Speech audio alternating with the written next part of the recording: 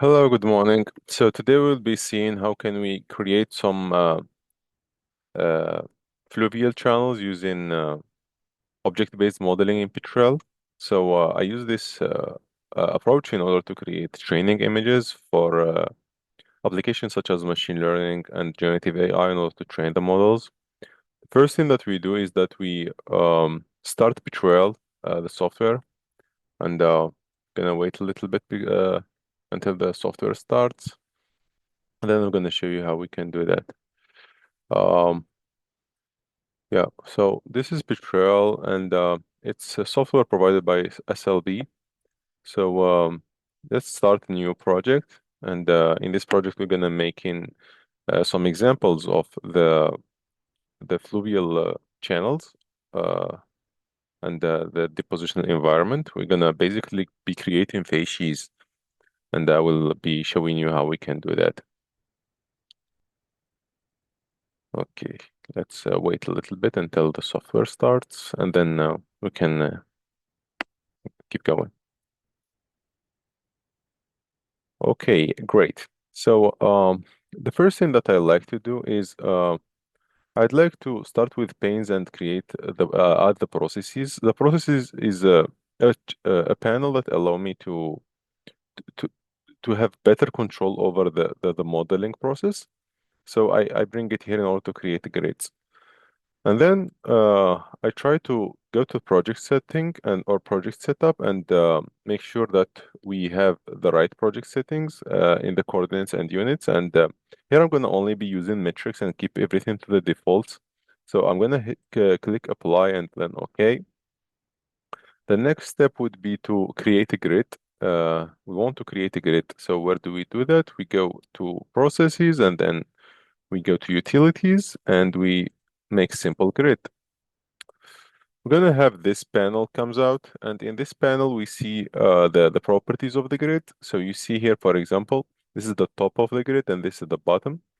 If the top is minus 1,000, let's just assume that we have 100 meter thick layer or a reservoir, and that's just an assumption that you can change depending on your reservoir.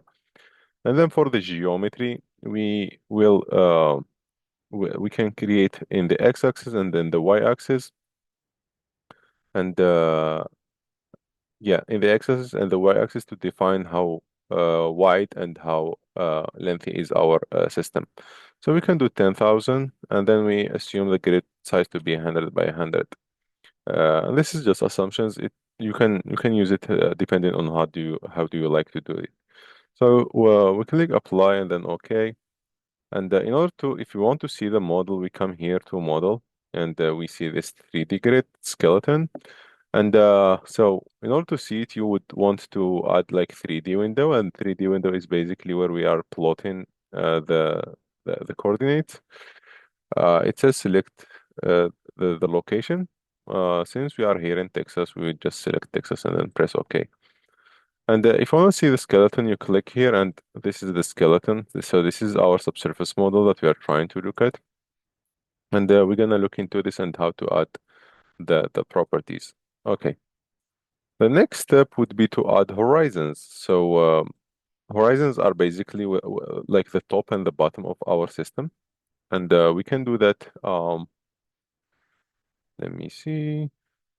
Yeah, in the corner point gradient. So we come to the corner point gradient, and the corner point gradient we can create horizons. But in order to create horizons, we need inputs. But since we don't have inputs and we are trying to create the model, we come here and then we add these as inputs. So convert to surfaces, and we see it here in the input. We do the same for the base and we convert to surface and it's come here. So this come here as the top and the bottom of the system. If you have properties where you are trying only to model between different layers, you can use that. And then we click on make horizons. So in horizons, we need to create two horizons. So the first one is going to be top and the second one can be bottom. Uh, yeah, like this. And then we have top, we use it as input here, and the base is going to be used as input here. Then we click hit apply and OK. So if you want to see the horizons, you can like click on them, and these are the horizons. You can also plot them next to the skeleton, and you can see how your reservoir is now. Okay, great. Now we want to define how many layers of the Z direction, and we click on layering. In order to do that, we bring layering here, and here we can input the number of layers. Let's do 10, where we assume 10 feet for each layer.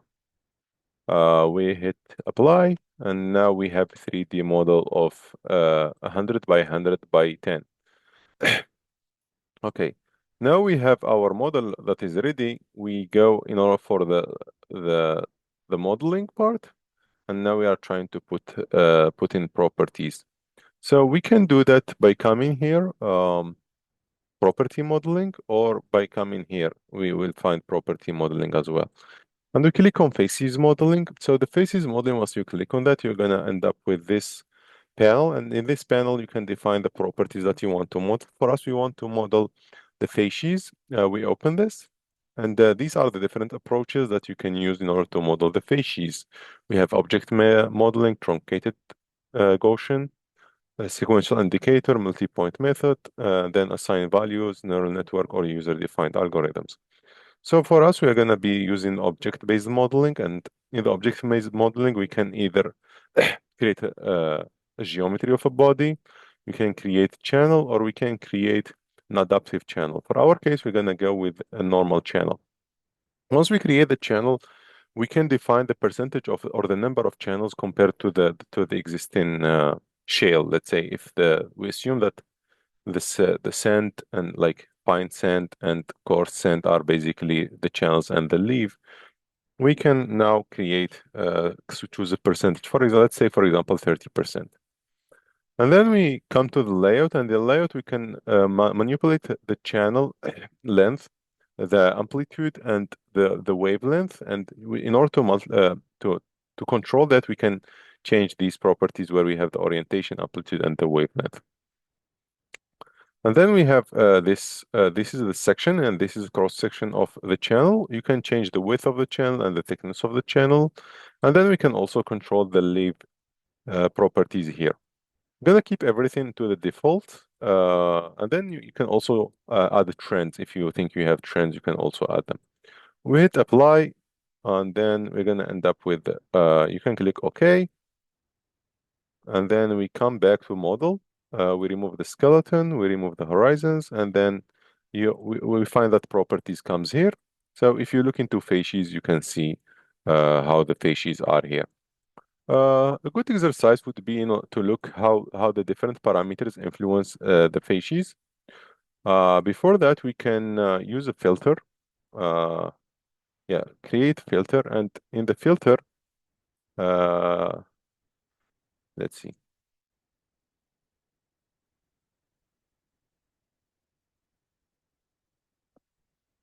Yeah, in the filter, we're gonna end up with this. Let's get fine sand and coarse sand, and hit apply and OK. And here you see only the channels that exist in a black space, or you can see them this way. So let's see now the effect of different parameters on the channels distribution. So since we have 30%, let's try do a lower number, apply. And you can see here that the channel percentage is decreasing. Let's say, for example, 10%. Yeah, so you see that the channel is decreasing. We can also do come here to window, and in order to see the axis of our system and be able to see how it's changing. Yeah. So if we can also increase the number of channels, let's say 40%, and you see like it's going to be condensed, and you see like we have a lot of channels. Let's go back to good number. Let's say, for example, 25%, and that can allow us to see, well, let's do 20. 20 seems like a good number. Then let's go to the section, and since we keep the percentage of the channels the same, if we increase the width or the thickness, the number of channels is going to reduce, because we only can have 25% or 20% channels at a time.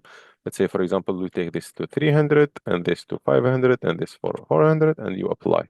So if you apply, you will see that the number of channels, like the channels are getting thick or wider, but the number is decreasing. We can do also the same thing here. Let's say, for example, we have 80, 50, and 40. I'll hit apply, and you will see that we have less and less number of channels, but the channels have a deeper level to them. You can also control the leaves because like both the channels and the leaf are at 20%, they're gonna be divided into this. So you can like reduce the properties like this, 0.1. And as you see here, the number of channels increase and the number of leaves decrease. And you can hit apply, and you will see that you have more yellow features. So this is basically it for generating the training images. Something if you want to generate multiple training images, um, you can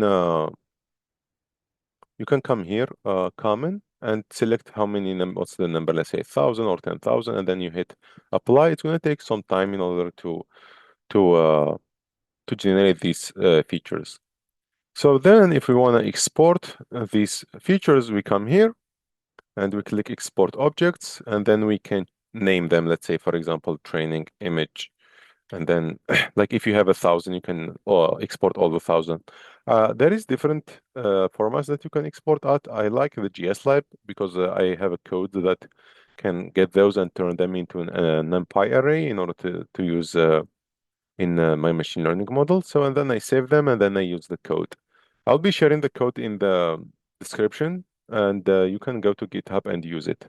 Then we save, and then we end up with the file having it. So yeah, that's basically it. Thank you for following.